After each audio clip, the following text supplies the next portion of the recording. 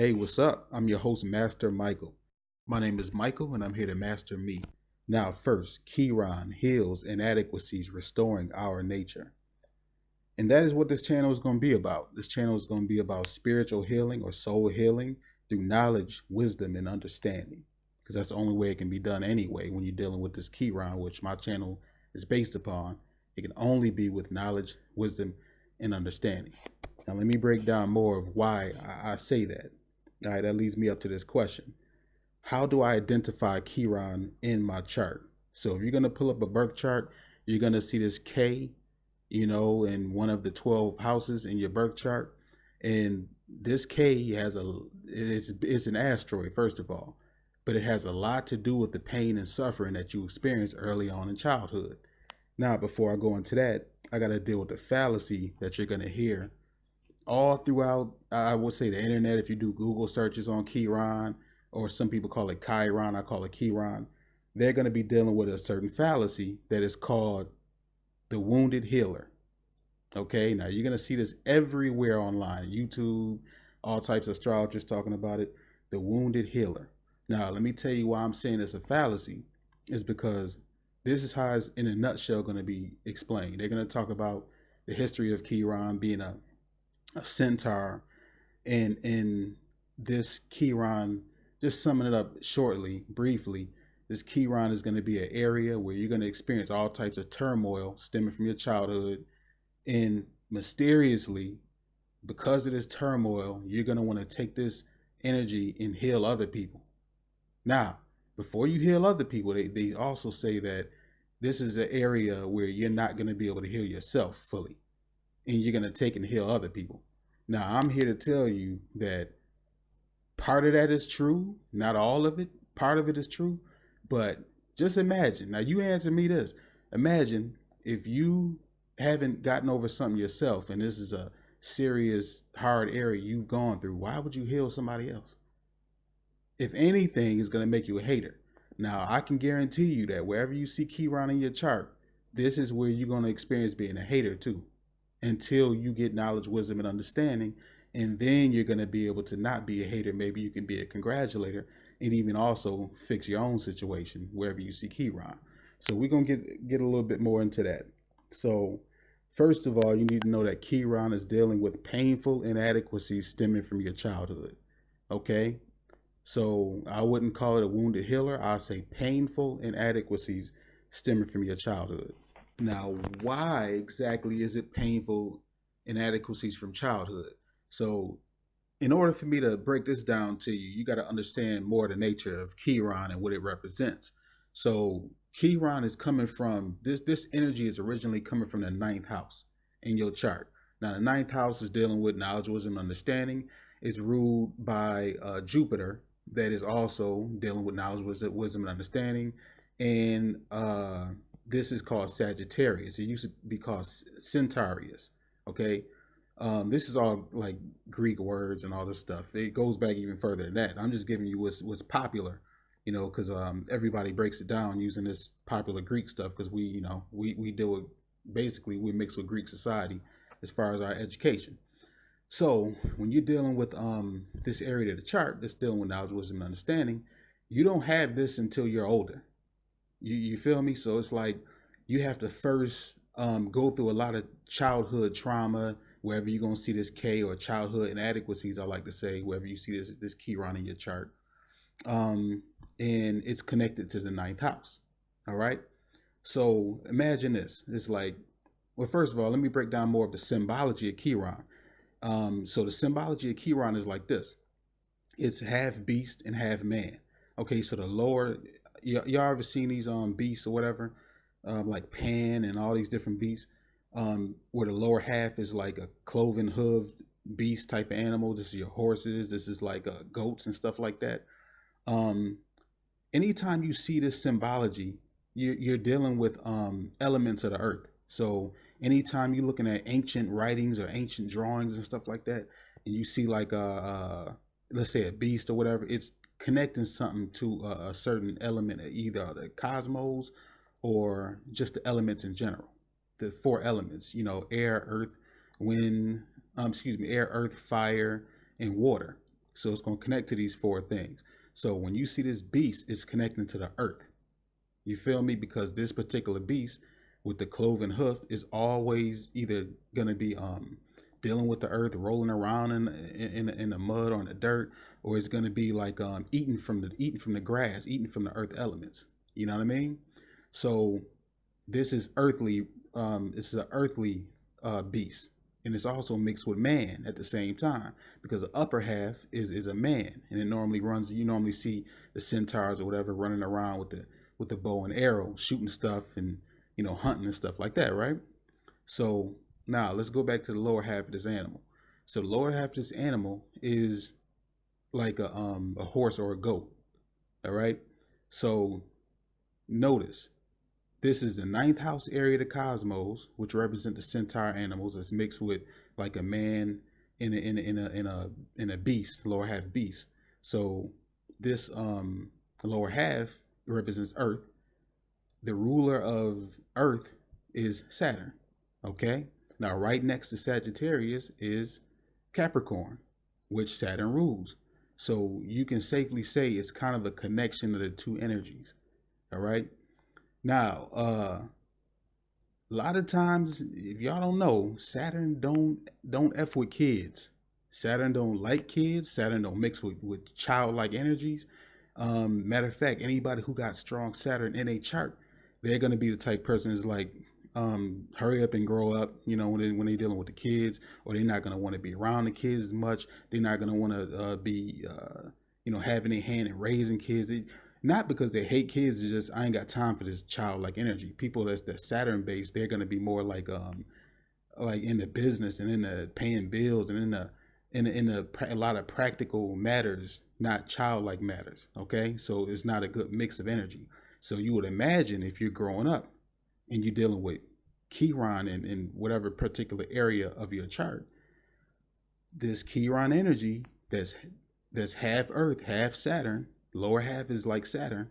The upper half, I'll get to that later, but the lower half is like Saturn. This can give you a rough time in childhood.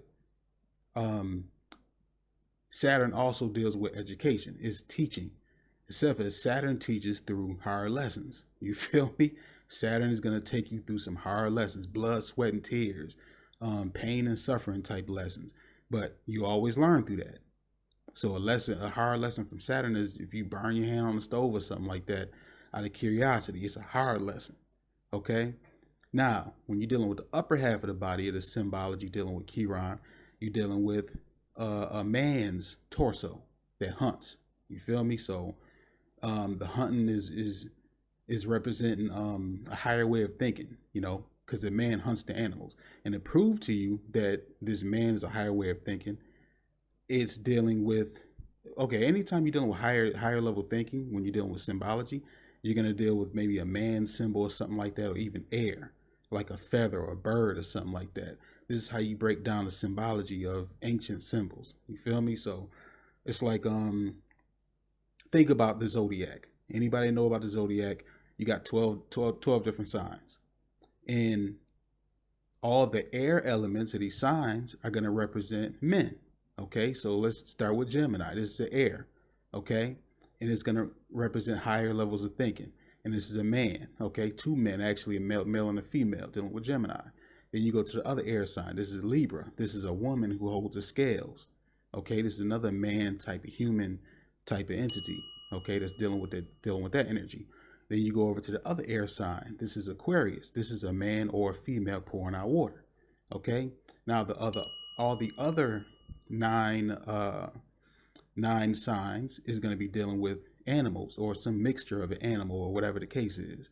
So you can say that the zodiac dealing with all these animals, the ZO represents zoo. You feel me? So all the men in the air signs that represent air signs, they represent the zookeepers. They think on a higher level than the animals. They can control the animals. They can put them in kennels and cages and take care of them if they want to or whatever. So this is what this energy represents. When you see Chiron, some powerful symbols connected to this stuff. Half man, half animal, half cloven hoof type beast animal. So that's what that's representing. So yeah, when you coming up, you're going to be dealing with hard lessons. because Saturn on F with kids. That's what half of this Chiron symbol is representing. The other half is representing Jupiter. Why? Because it comes from the ninth house. See, these centaurs, they come from the ninth house. This is what Chiron is, a centaur. So the upper half is more optimistic, dealing with knowledge, wisdom, understanding, mental stuff, dealing with manhood. The reason why we can control things and control the animals and be on a higher level than animals, because we dealing with the mental, the higher level. This is why it's represented by a man. Okay, so so now when you get a little older and you're not a child no more, this hardship tends to cease a little bit. And when you run into channels like this one, this channel will give you some more knowledge, wisdom, and understanding that can cause healing quicker in this area dealing with this Chiron. See, this is how you deal with the healing. You got to know certain things when you deal with Chiron. That's the only way you can heal Chiron. Why? Because it comes from the ninth house. The ninth house, remember, represents knowledge, wisdom, and understanding. So when you finally connect to that energy as you get older and you start learning, you start watching channels like this, you start studying astrology, metaphysics, stuff like that, you start to realize, oh, this is why this is happening to me. Now think about it. Anytime you got some type of illness or whatever, I mean, it can be anything. It can be you get burnt by gonorrhea, like like my man ODB used to say. He got burnt by gonorrhea. You get burnt by gonorrhea, and it's like you have to first go to the doctor. They have to inquire, ask questions, get knowledge, wisdom, and understanding. What did you do to get this? Who was you with? That type of stuff. And then they start to look into your body to make sure it is this particular disease. Okay, it is this disease. Now we're going to prescribe you this medicine. Now that's the healing. So you see what I mean? You got to get knowledge, wisdom, and understanding in order to get healing in the first place. That's the Chiron energy of your chart. So anytime you be like, oh, that's what that is, you get some type of disease or something like that. Oh, that's what that is. This is the beginning process when you're dealing with healing. You have to first say, oh, this was caused by this, and this is what I use to treat the gonorrhea, penicillin. Oh, so that old energy is always dealing with healing. You get this old energy only when you get older and you start to run into understanding, overstanding. You see what I mean? So yeah, like I said before, that sums up the Chiron energy. This is what it's dealing with in a nutshell. And anywhere you see this K in your chart, this is where you're gonna have all these memories of messed up stuff happening. For instance, let me give you an example just to run it down. So you pull up your birth chart, right? And you see this K in your first house. Just as an example, first house. Now this can be a myriad of things that manifest as a Chiron energy, hard lessons being learned or inadequacies, painful inadequacies. Okay, because this is what really Chiron represents: inadequacies. You're not good enough in this area. It's a painful thing too. It ain't nothing light that you can just overlook or whatever or forget about. Nah, it's like if you got the junk in your first house, it can manifest as, you might be biracial or something like that. So first house represents identity, your self-identity. So let's say you're biracial or something like that. You mix Asian and white, or Asian and black, or white and black, whatever the case is. When you get around your Asian people, they'd be like, take your black A over here. Get out of here. You ain't part of us. They treat you like that. You deal with the black people. You take your Asian A over there. You ain't like us. Or you dealing with the white folks or whatever, and they like take your black A over, that type of stuff. You see what I'm saying? You feel like you never fit in with people. So that's the situation that you kind of go through identity wise. That's one of the situations. Or it can be something dealing with you have some infirmity dealing with your body. Maybe you got skin issues, eczema, something like that, and you have a hard time presenting yourself to the world and feeling confident. So your self-identity, or it can be many other things. I mean, it can be a foot problem where you walk, anything where you have to, your self-identity, you have a challenge with that. That's real, is an inadequacy that you don't just get over. You take it into your adulthood until you run into higher knowledge about this. Why? Once again, ninth house. Chiron is a representative of the ninth house. So even if he's in your first house, he's going to take that energy of the ninth house to your first house.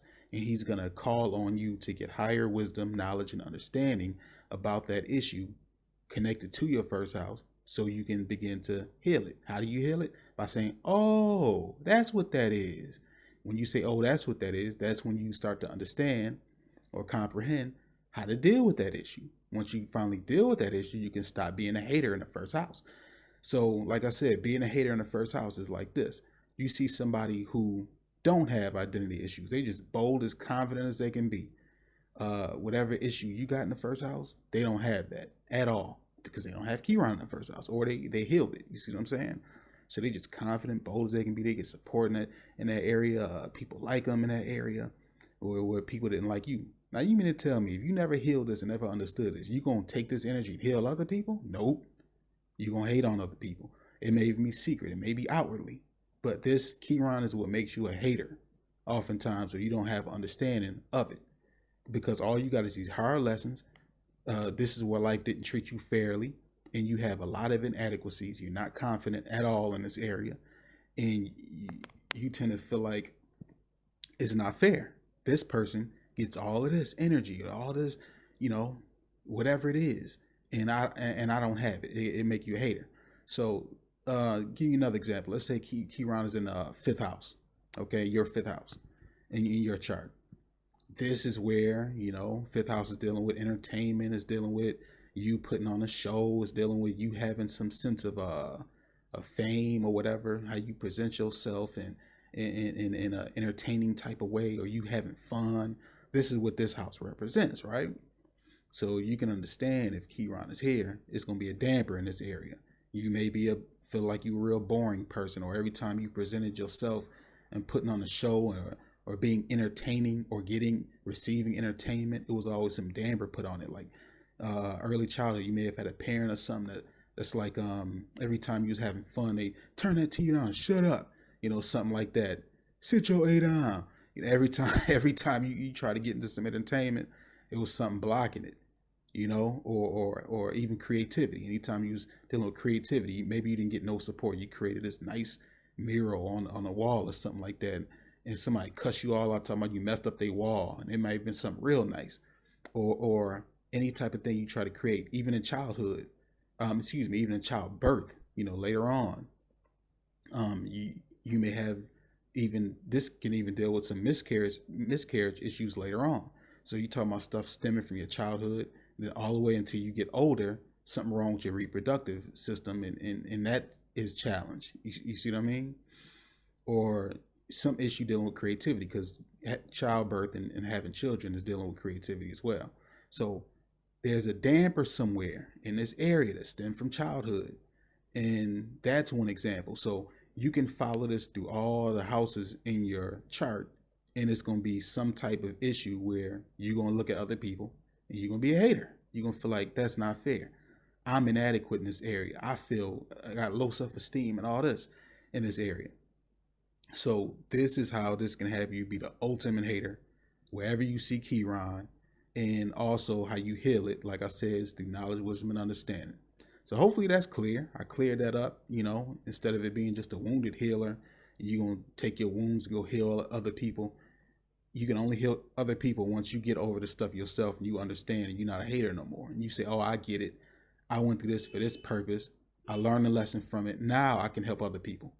That's how it worked with Chiron. All right, so that was that breakdown of Chiron. And if y'all need some help, like with knowing anything dealing with the metaphysics, astrology, just deeper subjects in general, death, all types of stuff I'm gonna be talking about on this channel, and then clarifying some stuff on a higher level. You know what I mean? If y'all need some help, y'all can contact me. I'll put the link in the description, or the email in the description y'all can reach me at. Y'all can go to the website as well whenever I get that up. If it's up, it may be up soon or whatever. So I'll put all that stuff in the description. And until then, I'll see y'all on the next one.